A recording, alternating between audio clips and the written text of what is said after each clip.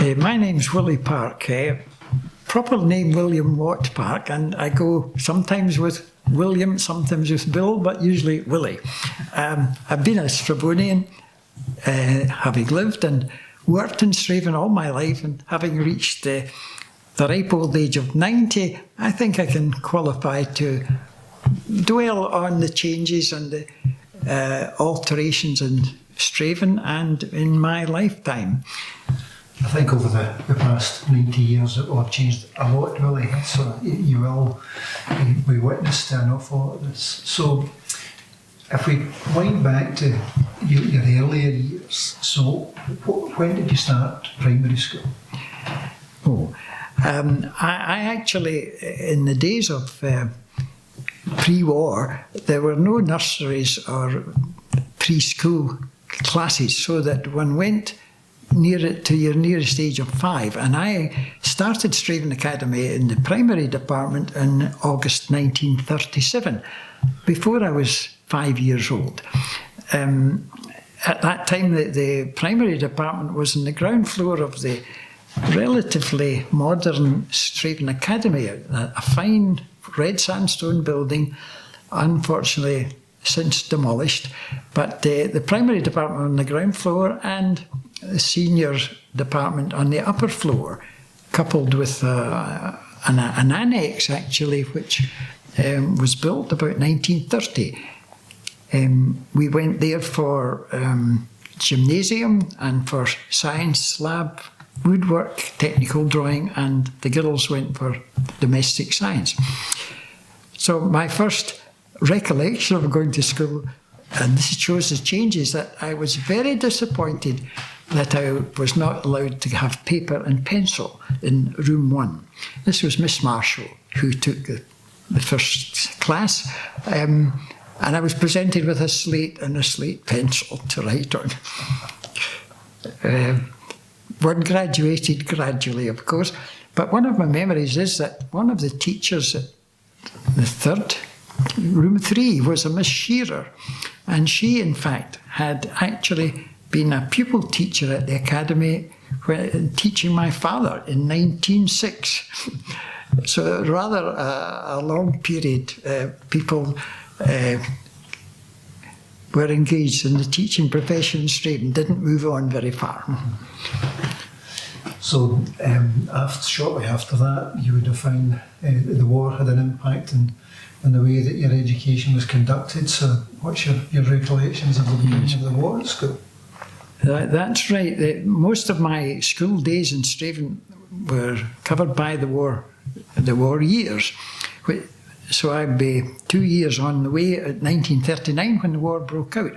My recollection is that Straven was very quiet in these days and very dark. The blackout, of course, existed. We were given a torch to use if you were out after dark, and by 4 o'clock in the afternoon in the winter time, we would go skating. Seemed to be far more skating in these early days than today. The ice lasted longer anyway. But school days, we were very much controlled by limited food with the rationing, and I always remember the thing, you knew when you were going to approach the interval in the morning when the milk bottles rattled. There was a delivery of small bottles of milk for the children, and it was handed out free to everyone, even in wartime days. But I suppose one just went back and forward to school in one's own way, and there was no traffic in the roads in these days in Straven. Petrol being unobtainable, of course, but we still got good education at Straven Academy, and the classes were good, the discipline was good. But the person one was probably more afraid of was the school janitor. He ruled the children. He also was responsible for the central heating being in order and keeping the boilers going. There was loads of coal lay around, and he would fire the boilers, coal-fired boilers. But many a day the heating was not on, and we were allowed to sit in the classrooms with our coats on. You had mentioned, about supporting the war effort, the financial side of it. Tell us a wee bit about that.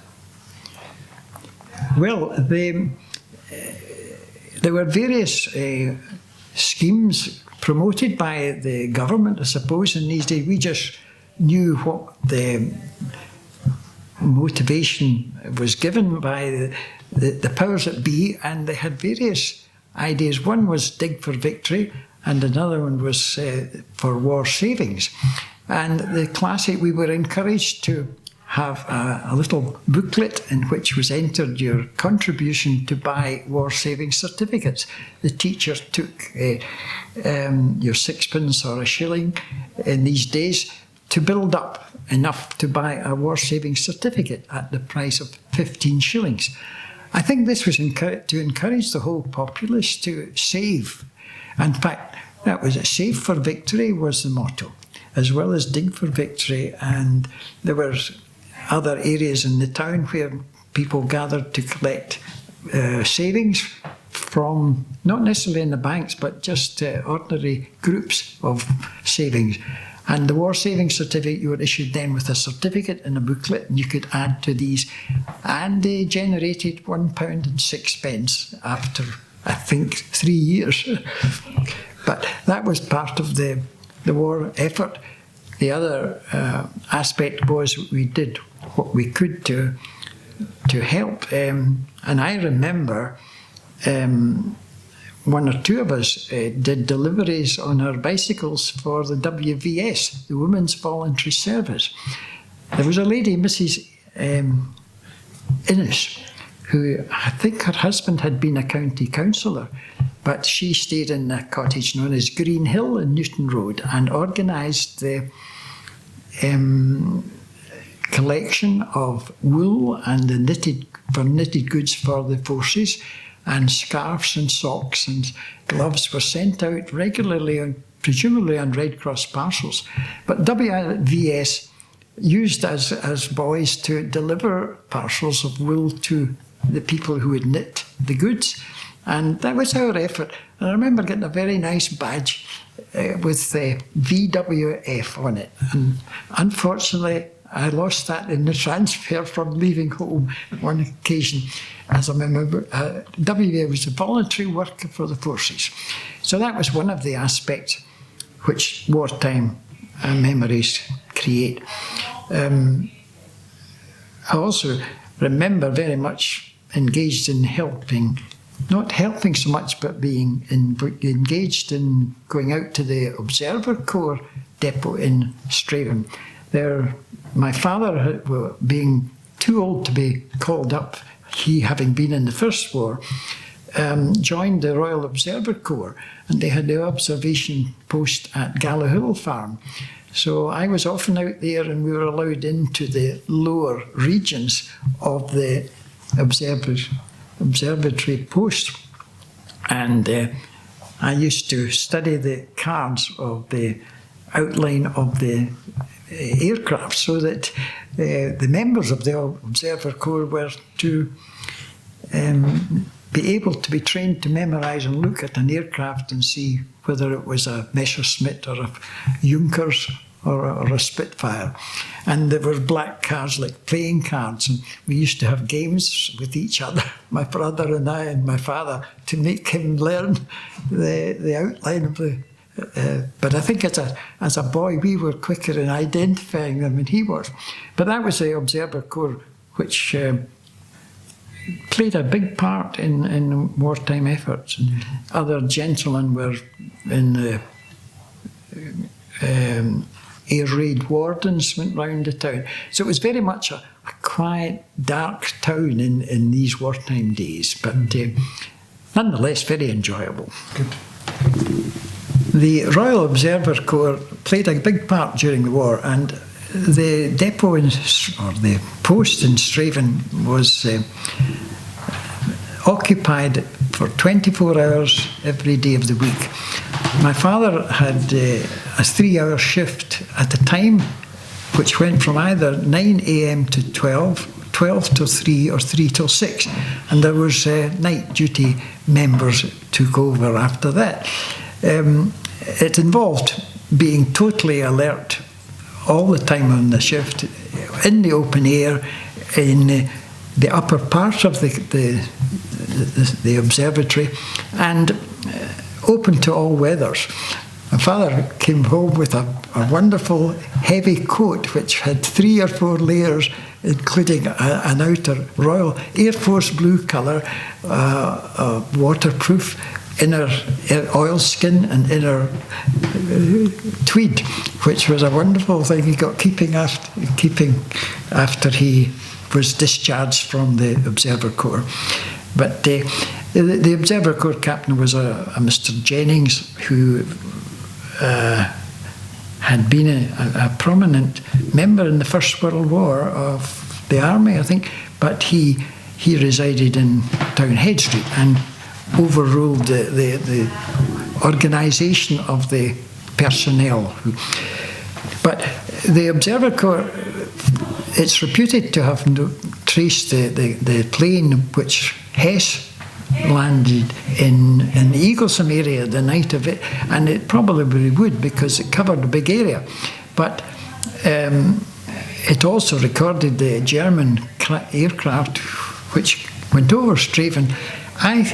It's reputed again at the time of the Clydebank bombing, but I remember vividly the results of these aircraft, who really, I think, jettisoned their bombs in the Straven area, probably on their way home from Clydebank. The position was that there was a searchlight battery which we as boys went out to see quite often on our bikes at Newton Road near Brown's Bridge. And they would be in operation when these aircraft were returning.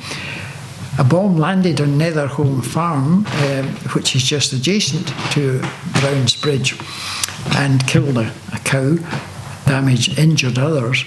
And I remember hearing firsthand from my friend young Hugh Begg, whose father was a vet who attended that. I remember also going on my bike up the Breckenridge Road and to see what was a bomb crater at opposite the entrance to Lake Unthank Farm, and I wonderfully retrieved a jagged edge of shrapnel from that bomb. My mother would not allow me to keep it, of course. What happened to it, I don't know. But that was part of the wartime memories that we grew up with. We had little to occupy ourselves with except listening to the radio. But I really remember watching searchlights over Glasgow. We could see them from our house at the top of Kirk Street. So when your father and the other members of the Corps identified an aeroplane, what did they do with that information? Did they manage to identify the direction that the planes were heading in, and what would they do with that? How did they identify that and then share that information? Yes,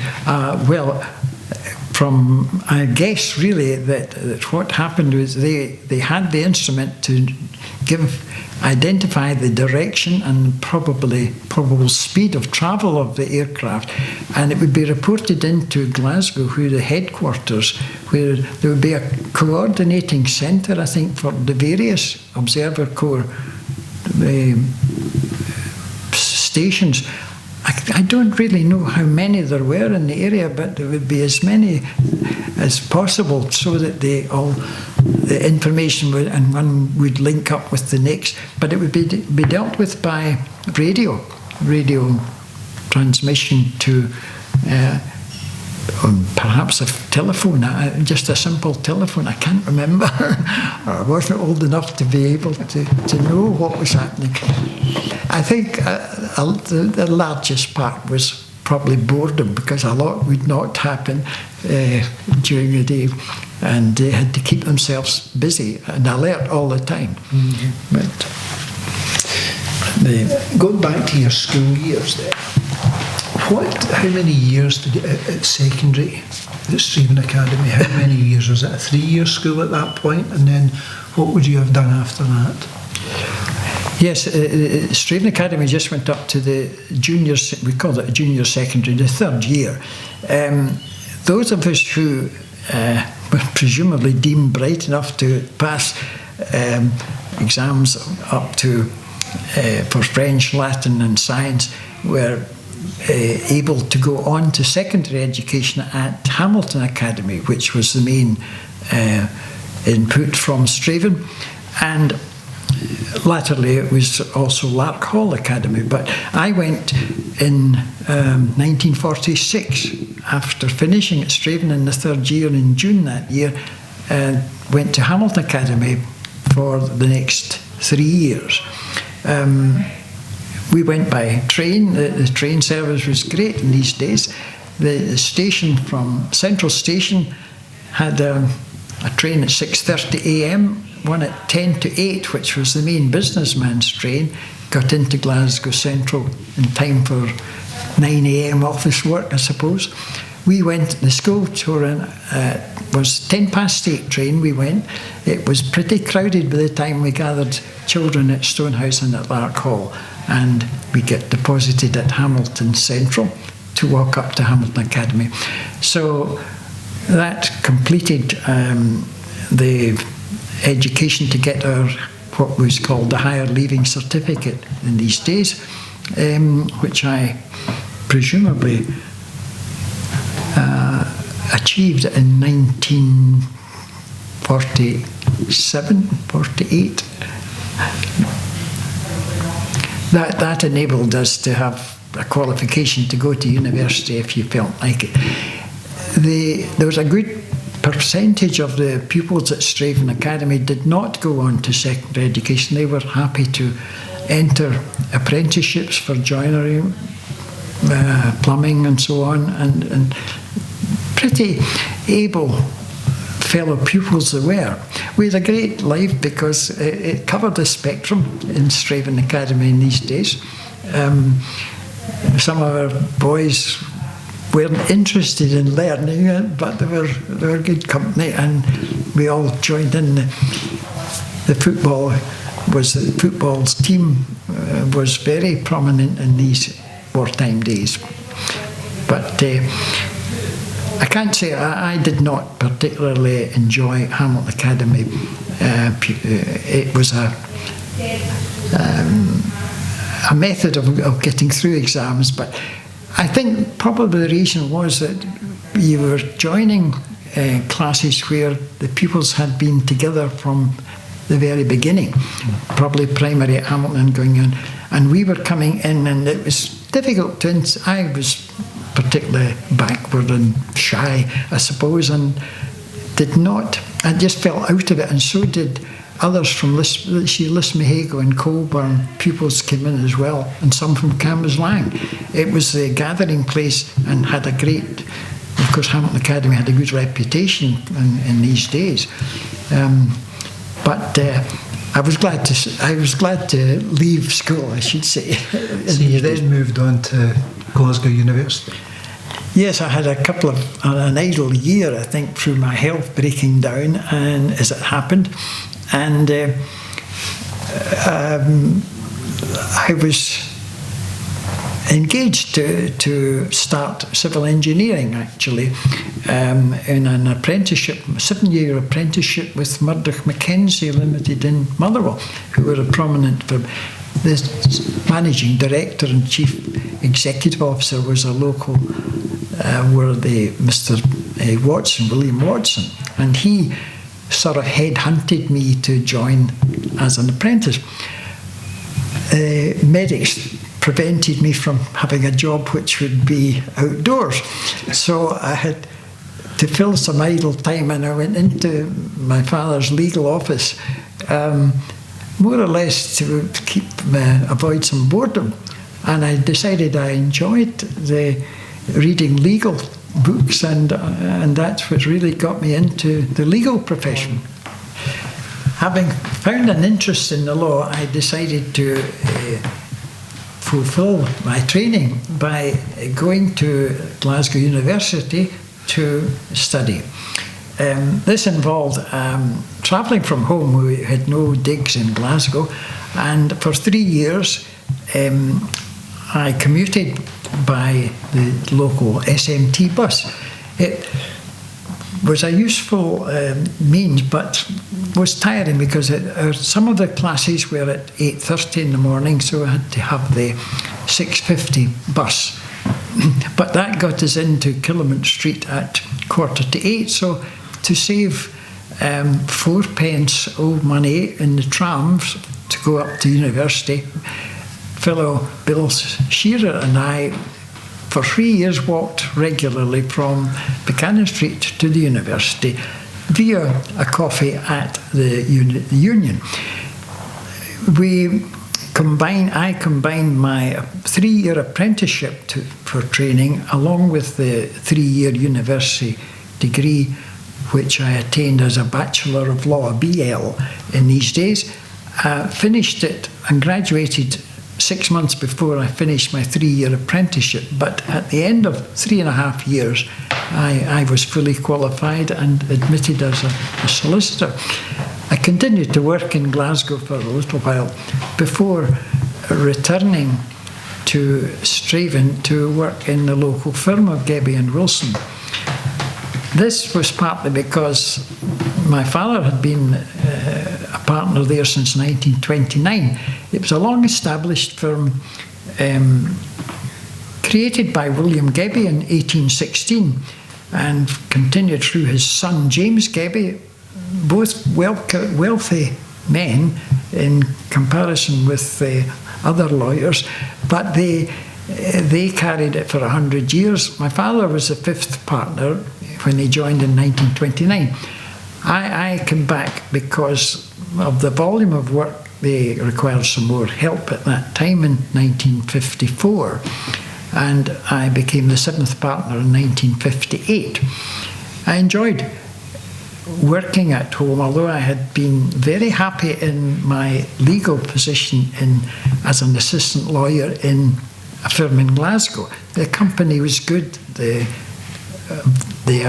variety of work was good, but to come back to a local country practice, perhaps one of the attractions was that I, by that time, was engaged to Straven Gill, and we were subsequently married, so that my whole existence really was in Straven. Gebbie and Wilson has continued to flourish as a firm. It's a long-standing one.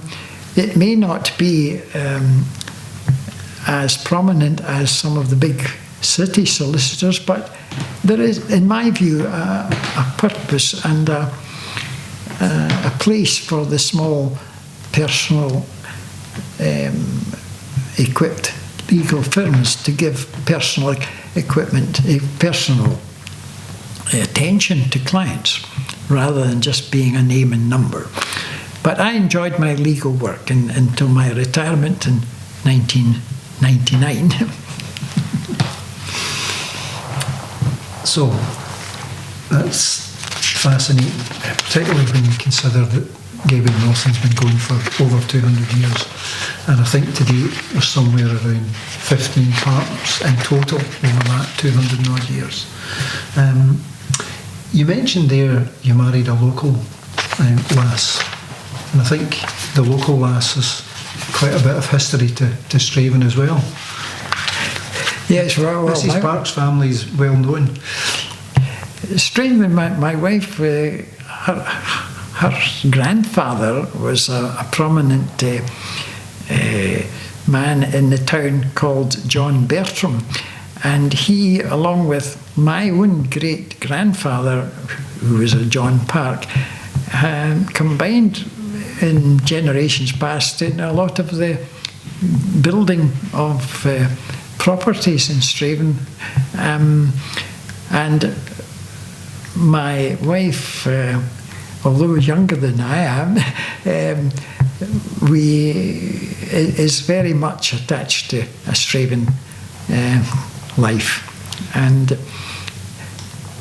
can look back as a Stravonian over these generations. It's not often that one can spend one's life and work in life and residence in the same town, but I've no regrets whatsoever in being able to do that and being very lucky in that respect.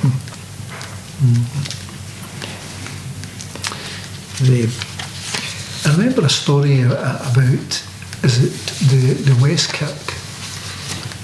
Was it your great-grandfather that was involved in the building of the West Kirk?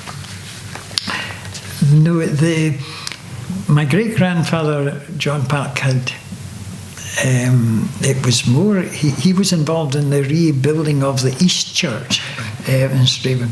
I traced my family tree, incidentally, back to the time when that East Church was built in 1777, and there's a direct line. One of the signatories of the original members was a John Park. But my great-grandfather, I don't go much further than him, because it's most interesting from that point on. He developed a good business in the town with 11 employees according to the census records. He was also involved in building, the main builder, stonemason, in building the public hall, which is now the Scout Guide Centre, and the bridge in Green Street he rebuilt. But the church he was involved in, when the East Church was raised in 1877, it was 100 years after it was originally built.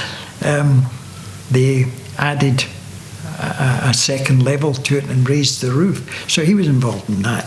But I didn't know him naturally, but I got connected because my father knew him, and I heard quite a lot from my father about his grandfather. I think he did various outside jobs, that great grandfather. I think he built Stobyside House too, which is out near Drumclog. That was one of his last efforts. But he died from frailty and old age, about age 72, which is another indication of the change in attitudes and lifestyles. He was an old man in these days, and it makes one think. I mentioned my great-grandfather, John Park, but he was one of only a few major tradesmen in the town in past days, before my day. But it's interesting that, as I mentioned, my wife's grandfather, John Bertram, was probably the prominent slater and plasterer business in the town, and worked in conjunction with others like John Park and William Walker, who did a lot of the other plumbing and iron work for major jobs. John Park, who prospered in the end of the 19th century, he was successful in getting the contractor to demolish the Royal Bank of Scotland, which will be seen in old photographs as being in the middle of the common green. Traffic went round about it. But he demolished it using the same stone to rebuild a tenement, or to build a tenement, which is on the top side of Overton Road. The date of transfer was about 1878 or 1898. It's on the gable of that building. He had previously built the stone-built tenements, 3 of them lower in Commercial Road, between the entrance to what is now the library and the community hub, and Overton Road. I think, sadly, his business failed after his death, because it would have been carried on by his son, also John Park, but he had died of wounds in France and Belgium in the First World War. So the business had been J&J Park, but it just folded up after that. And interestingly, later, the more recent firm of Andrew Park and Sons was very prominent in the town. Going back a few generations, they are relations, but it was a new business not related to the John Park.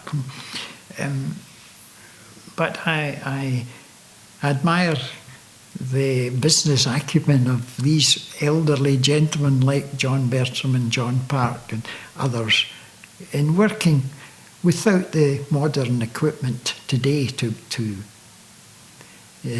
erect and demolish buildings. You mentioned there about the Royal Bank in the middle of the Common Green being demolished and then moved to its current position.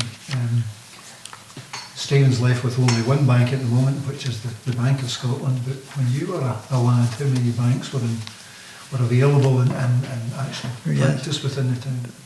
Yes, that's an interesting point, because we're left with one bank only. But I think there would be at one stage 6.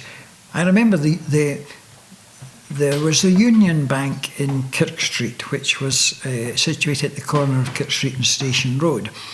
It became part of the Bank of Scotland probably in the 1950s. I'll digress in a moment to tell us a tale about the transfer of that.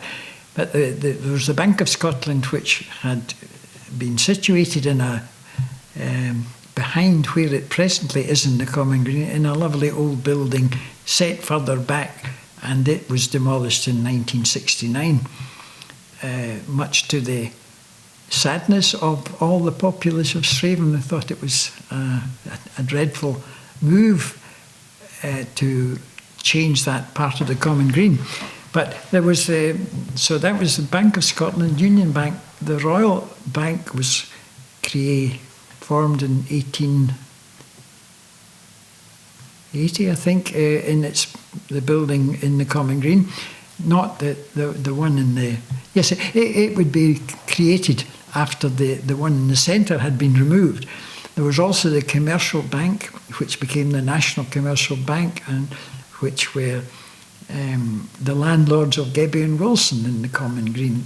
They had moved from Kirk Street to the Common Green in 1926, and at that stage Gebby and Wilson had the upper floor of that building in 18 to 20 Common Green, and the National Commercial Bank was on the ground floor. It became later amalgamation with the Royal Bank, and there being no need for two Royal Banks, the National Commercial one closed. In addition, the Clydesdale Bank was created about 1976 in Green Street and lasted quite a few years and closed. Savings Bank of Glasgow opened a branch in Main Street in 1955, then moved to Townhead Street, where it became the part of the Trustee Savings Bank, and then closed, and is now part of it is the store, which we just generally known as John's, John Gill's, but that was the bank premises formed after the garage there had been closed. So that it's an illustration, I think, of the huge change in social usage, and with the internet banking nowadays and the less frequent use of cash, that banks are no longer needed. And it's quite... The interesting thing about the Union Bank, and I'll tell a tale I was recorded just a week ago. A gentleman came into the museum, which is currently having a display of photographs of Common Green, to narrate that he had been employed with the Bank of Scotland when the Union Bank was amalgamated with it. So he, as a junior member of the staff, was helping to transmit the cash from when they closed the Union Bank in Kirk Street. They carried the cash that was in the balance at that stage in handbags down to the Bank of Scotland. The following day, he said they had a vehicle to remove the safe, and there was a police car in front and a police car behind to guard the safe being taken down, but nobody knew that the safe was empty. I think what you realise is that the commercial side of Straven has changed a lot over the years. And there currently is Straven Business Association. You must have been one of the early members of the association a long time ago. So tell us a wee bit about that. What was it called? I know it wasn't called Straven Business Association. No, I'm so grateful that the Business Association is still is functioning and in a much greater way than the old organisation was. But at one time it was very active. It was called the Straven Merchants Association. And my senior partner, Mr. McFarlane Patterson of Gebben Wilson, was the initial secretary and treasurer in 1908 when it was formed. Sadly, I cannot now trace the minute books, but I read the minute books of that association, and in early days it provided the vehicle for all the shops and businesses to have a wider use of publicity, and as well as having an annual outing. They hired a train in the 1920s to go to Troon or Ayr, and this was a general outing at maybe 200 people went. I took over. There were only the two secretaries and treasurers. I took over from him as secretary and treasurer about 1958 when I became a partner. So he had been 50 years a treasurer and I continued.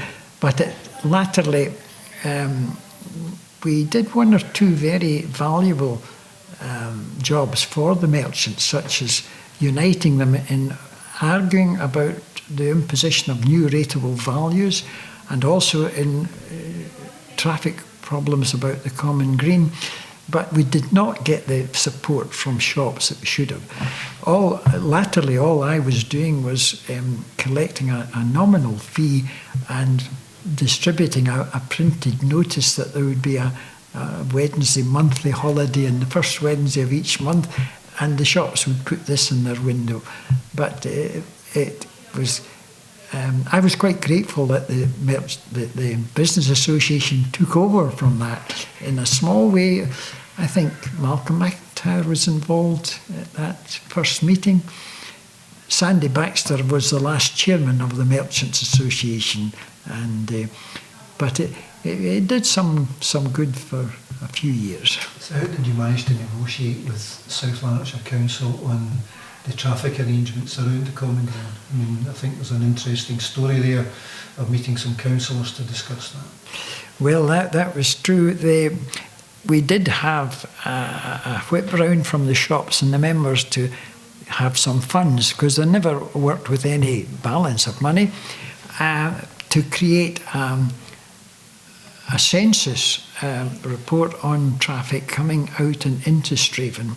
The Rotary Club members were very helpful. They took the details on the guidance of quite an expensive job from Strathclyde region, Strathclyde University Department, who provided the mechanism and the wherewithal for us to take a proper census. So this was taken to show that we wished some arrangements made. And I think from memory it evolved that we were going to absolutely pedestrianise the common green and be no traffic whatsoever.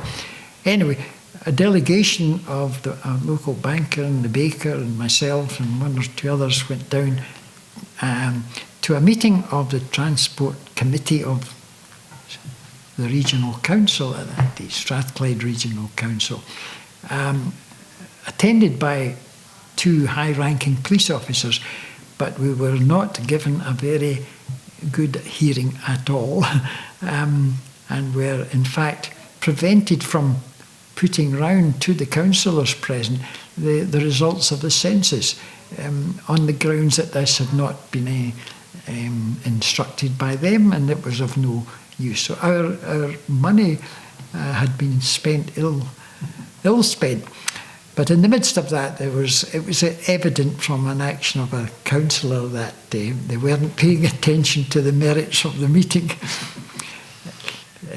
I remember being very upset myself at the reaction at that meeting with the councillors. The Merchants Association had put a lot of effort and money into doing a professional job for taking a census of traffic and creating a case for guiding the council's views on what was to be changed. So having listened briefly to us, we were sitting around the table when one of the councillors passed a note through me to Mr. Lightbody, who was the prominent baker in Straven and well known in Lanarkshire, in fact. And I thought this was important. He opened it and passed it back to me when I said, "Your pies are rubbish, Lightbody." This was absolutely indicative of the attitude of the meeting, where I had no regard to the importance of it, and apart from the note being completely untrue in any event, but we were rather shocked at that attitude. So we've talked a wee bit about the commercial side of Straven and how it's changed. And you've been involved with the John Hastings Museum Trust in the museum's current exhibition, which is, a century of change within the common. Mm-hmm. So you've done a lot of research in that. So just give us a wee bit of your background there.